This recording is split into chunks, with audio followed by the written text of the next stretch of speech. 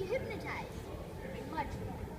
Optical illusions can be many things like dots, stripes, even just a simple shape. The world is full of optical illusions. Sometimes you just don't see them. Hypothesis. I predict that optical illusions fool your brain by putting the obvious in front of you when your brain is trying to find the not so obvious. You immediately think the object is somewhere where you never look.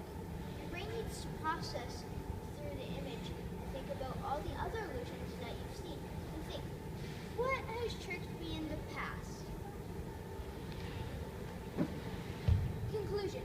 My conclusion is the lens of your eye focuses on light and goes to your retina, which is connected to your optic nerve. The optic nerve that we all have sends a message to our brain. The message goes through the optic nerve to our brain. Who invented the first optical illusion? No one really invented the optical illusion. You can find them in nature, home, school, and even everyday life. Optical illusions have been around for centuries, so far back that they've been found in cave paintings, which means cavemen knew them. A man named Arb Stormer Alhanza wrote about optical illusions in the sky in the 10th century. Can you guess how many legs this elephant has? The answer is 4. This elephant has 4 legs. This is just a shadow from a trunk, and that's a leg, and that's a line coming down to trick you into thinking that there's more legs. See, the answer is the elephant has 4 legs.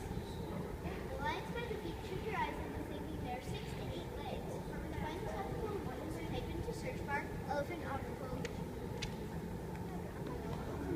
Here are my recommendations. Optical illusions by Lee Carroll. Fact. Visual illusion is another name for optical illusion.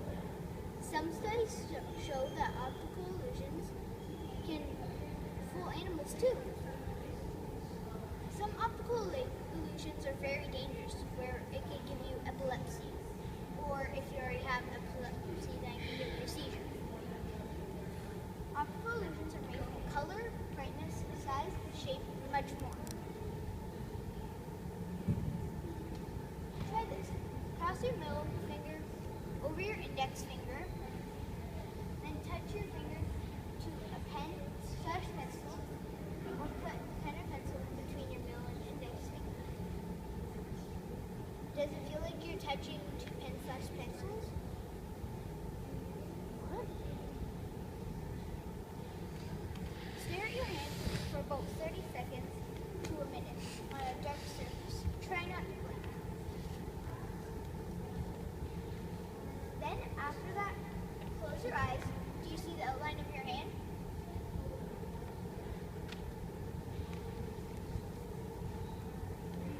Science behind optical illusion.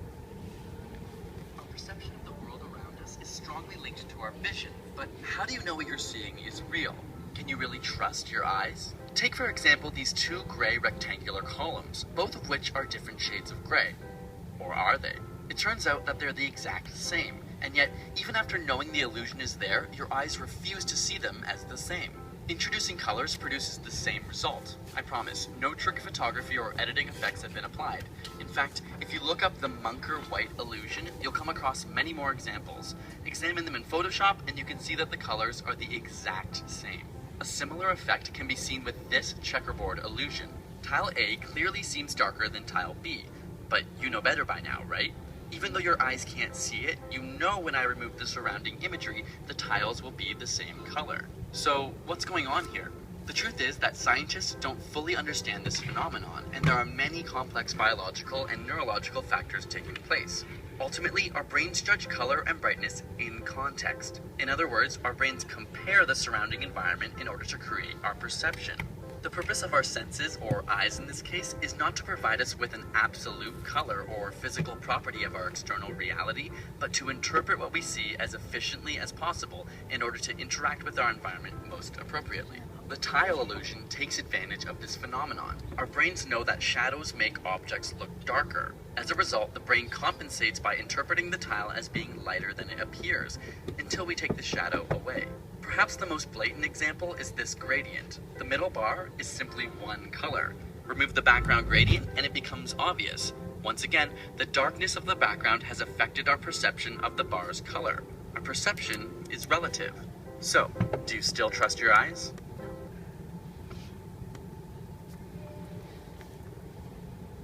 Okay, so after that, there's many things.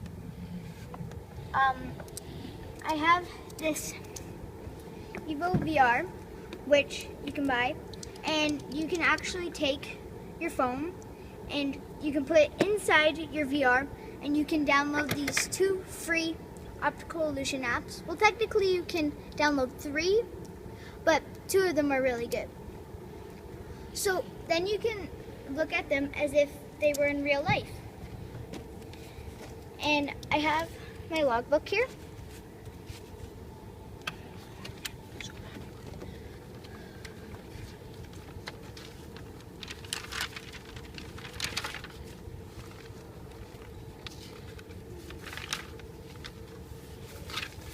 So, my plans for Citywide, if I go to Citywide, are to add more writing and more information, add more illusions to my PowerPoint, and just try not to stutter a little bit.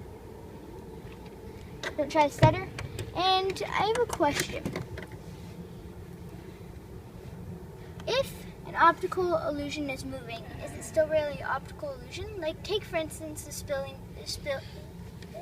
spinning ballerina. Is it really optical illusion? Because it's actually just on YouTube. And would it be considered optical illusion? Because I looked it up online and it was just standing still. Stare at it for a while and you will see that the leg should change. But I have reason to believe that it works different for men and women, or it works different for kids and adults.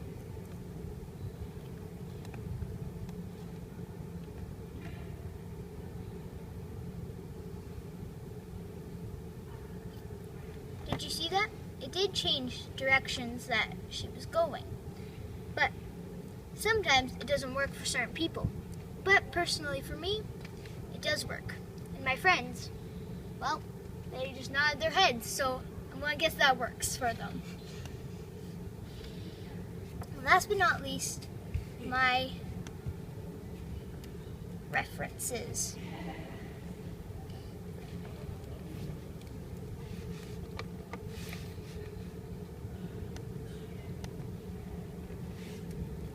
Okay, or not. Anyways, I have my references over here, and that is it. Thank you very much, and